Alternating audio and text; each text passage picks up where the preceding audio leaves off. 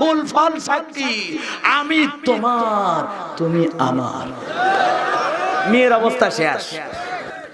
যুবকেরা ব্যস্ত কি নিয়ে? প্রেম প্রেম। এলাকার ছেলে মেয়ে প্রেম করে, জায়েজ না হারাম? আরো জোরে কন।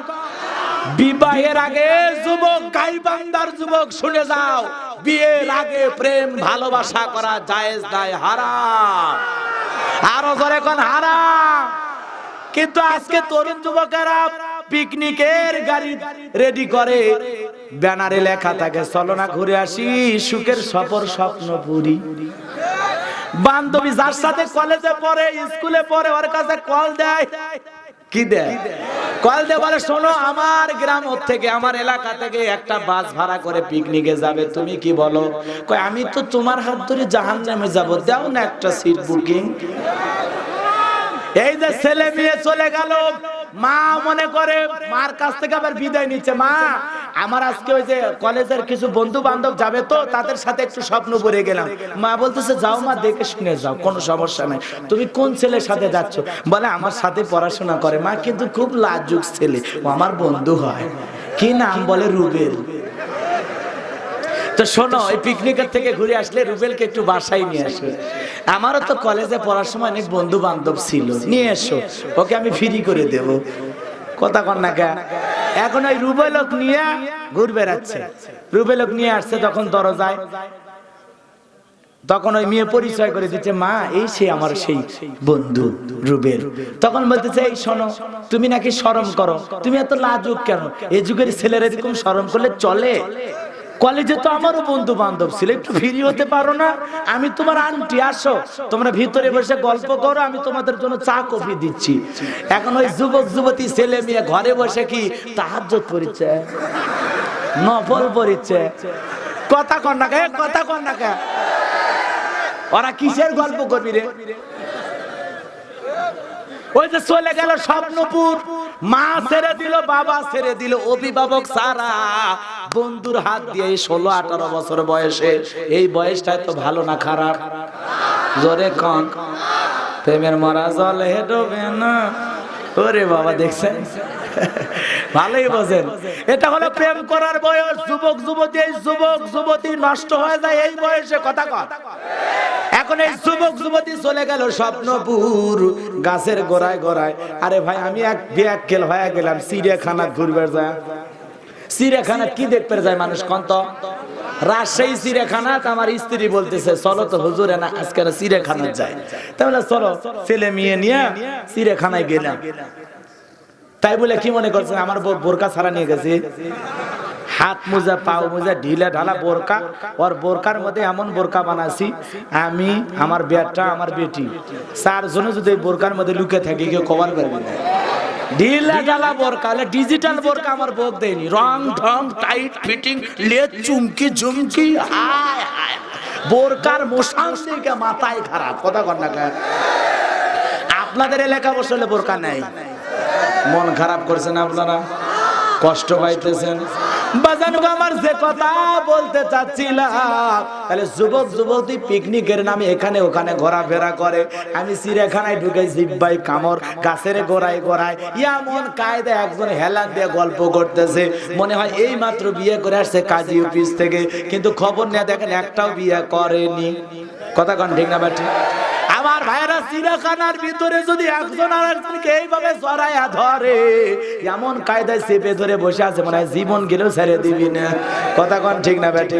তাহলে চিড়িয়াখানার পার্কের যদি অবস্থা হয়, যেগুলো ওয়ান্ডারল্যান্ড পার্ক আছে, ফ্যান্টাসি কিংডম আছে, ড্রিম হলিডে আছে, আরো কত কত 3 স্টার 5 স্টার হোটেল আছে, এগুলোর মধ্যে কি হয় আসমানের আল্লাহ ছাড়া আমি জানি না। কথা কন ঠিক না বেটি? মন খারাপ করছেন? আরে ছেলে পেলে প্রেম করার সময় বান্ধবী এমন একটা ডায়লগ মারিয়ে দেয়, বুঝছেন? এমন ডায়লগ, শোনো এই স্বপ্নপুরের আকাশ সাক্ষী, স্বপ্নপুরের বাতাস সাক্ষী, স্বপ্নপুরের ফুল ফল সাক্ষী, আমি তোমার তুমি আমার। মেয়ের অবস্থা শেষ। এরকম ডিজিটাল ছেলে মেয়ে আছে না নাই?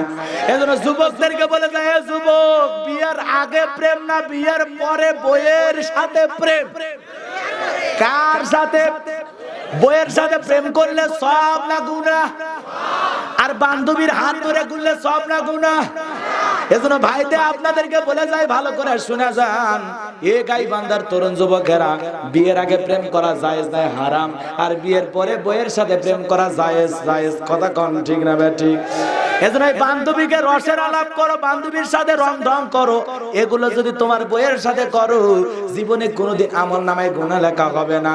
অন্য নারীকে সোনা ময়না জাদু পাখি না বইলা ঘরের বউটাকে সালাম দিয়া বলো, সোনা তুমি কি করতেছো, বউ খুশি হয়ে যাবে। কথা কোন ঠিক না বেঠিক? এজন্য বইয়ের সাথে 2-10 মিনিট ফোনে কথা বলবেন, আদর কইরা বউকে নাম ধইরা ডাকবেন। মন খারাপ করেন নাকি আপনারা? স্বামী স্ত্রী আর সম্পর্ক করা লাগবে খুব ভালোভাবে।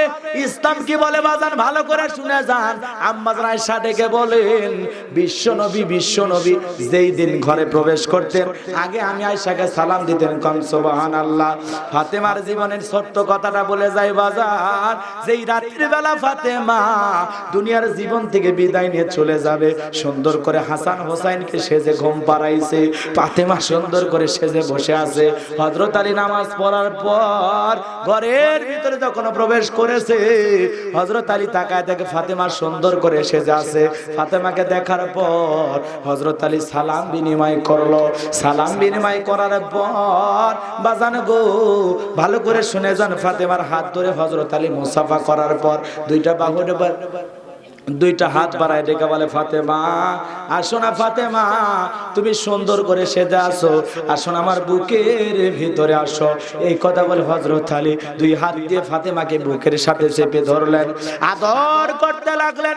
হঠাৎ করে ফাতেমা ডেকে বলে, স্বামী গো, জীবনে কোনোদিন আর ফাতেমা আপনার জন্য সাজে অপেক্ষা করবে না। এই কথা শোনার পর ডেকে বলে, ফাতেমা তুমি কি বলতে চাও? বলে, স্বামী গো, আমি আপনার কাছে একটা বিষয় বলতে চাই। আমি ফাতেমা যদি চলে যায়, তুমি আমার একটা আশা পূরণ করবা। আমি যদি মারা যাই স্বামী গো, বেশি মানুষ যাতে জানাজার জন্য ডাকবেন না, কারণ আমি ফাতেমাকে জানাজা করার জন্য যদি মানুষের সামনে রাখেন, ও স্বামী মানুষ বুঝতে পারবে ফাতেমা কতটুকু লম্বা ছিল, কতটুকু খাটো ছিল, এইটা মানুষজন আন্দাজ করতে পারবে।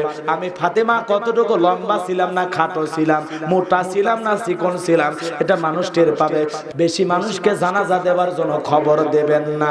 মৃত্যুর আগ পর্যন্ত পর্দার কথা চিন্তা করছে খাতুনে জান্নাত ফাতেমা। আল্লাহু আকবার। আমাদের মা বোন কি এত পর্দার কথা চিন্তা করে? কথা কান্না খায়। এই আপনারা কি মন খারাপ করতেছেন? আমার কথা কষ্ট পাচ্ছেন? একটা বাজলে শেষ করে দেব, কোনো টেনশন নাই। আমার ভাইরা তাহলে ভালো করে শুনে যান, চলবে তাহলে চলায় যায়। এদিক শোনেন, আপনারা কি কথা যে আপনারা এই যে আপনারা যারা বসে আছেন, আমি আপনাদেরকে অনুরোধ করে বলতেছি, এই যে ওলেও হারাম, বা ওলেও হারাম রে। মমতাজ শাহজাহান জেলে করছে, সব হারাম, সব হারাম, সব হারাম। ও ওলে ঘটনা শুনবেন, বলতেছে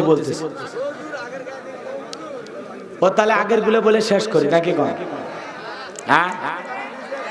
আগের গুলো বলে শেষ করবো নাকি ফাতেমার কথা বলবো? ভালো করে শুনে যান ভাইয়েরা আমার, ভালো করে শুনে। হযরত আলী ডেকে বলে, বিবি রে তুমি এই কি কথা বলো? তুমি যদি চলে যাও আমি আলীর কি হবে? আমাকে ভালোবাসার মানুষ তো দুনিয়াতে থাকবে না। আমার হাসান আর হোসাইন কাকে মা মা বলে ডাকবে। এই কথা শোনার পর ফাতেমা ডেকে বলে, স্বামী গো, আসলে যেতেই হবে, দুনিয়াতে কেউ থাকবে না। আমার বিদায় মুহূর্তে আপনি এই কাজটা করবেন। হযরত ফাতেমা ডেকে বলে, স্বামী গো, এই কথা কেন বললাম আপনি কি জানেন? আমি একদিন আমার বাবার বাড়িতে গেলাম, যায় দেখে আমার বাবা ঘরের দরজা বন্ধ করে 2টা চোখের পানি ছেড়ে দিয়ে কাঁদছে। তখন আমি ডেকে বললাম, বাবা গো, আপনার কি হয়েছে? আপনি কেন কান্নাকাটি করেন? আমার মা খাদিজার কথা কি মনে পড়ে গেছে নাকি আপনার চাচা আবু তালেবের কথা মনে করেছে? বিশ্বনবী ডেকে বলে, মা ফাতেমা, তোর মার কথা মনে পড়ে নাই, আমার চাচার কথা মনে পড়ে নাই। আমাকে যখন মেরাজ নামাজ করার জন্য মা জান্নাত দেখানো হলো। মা জান্নাত দেখার পর দিলটা আমার খুশি হয়ে গেল। ও মা জান্নাত দেখার পর হৃদয়টা আমার ভরে গেল। মা জান্নাত দেখে আমি হইলাম খুশি, দোয়া করলাম বেশি, আমার গুনাহগার উম্মত যেন হয় জান্নাতি বেশি বেশি। কিন্তু মামাকে যখন জিবরাইল জাহান্নামে নিয়ে গেল, মা জাহান্নাম দেখার সময় আমি তাকায়া দেখলাম জাহান্নামের ভিতরে নারীদের সংখ্যাই বেশি। কার সংখ্যা বেশি? মা বোনেরা ভালো করে শুনে যান, মা জাহান্নামের ভিতরে নারীদের সংখ্যাই বেশি। নবীজি ডেকে বলে, মা আমি তাকায়া দেখলাম এক শ্রেণীর মহিলার পা থেকে মাথা পর্যন্ত চুলের মুঠি ধইরা এমন ভাবে জাহান্নামের আগুন জ্বালানো পোড়ানো হচ্ছে, বা মহিলার চিৎকারে মানে আসমান জমিন ভেঙে পড়বে। ও মা মহিলা জাহান্নামের আগুনে জ্বলতেছে আর শরীরটা মানে থকবক থকবক করতেছে গরম পানির মতো। মা আমি একবার তাকাইয়া ওদের চিৎকার শোনার পর আর তাকাইতে পারলাম না। আমি তখন জিবরাইলকে ডেকে বললাম, ভাই জিবরাইল এই নারীদেরকে কেন জাহান্নামের আগুনে পোড়ানো হচ্ছে, কারণটাকে?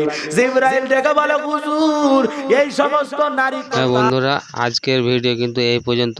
এরপরে কিন্তু আবার আমরা নতুন কোনো একটা ভিডিও নিয়ে উপস্থিত হবো। তাই বন্ধুরা আমার এই চ্যানেলটাকে যারা সাবস্ক্রাইব করবেন তারা কিন্তু প্লিজ দয়া করে সাবস্ক্রাইব করে নিও।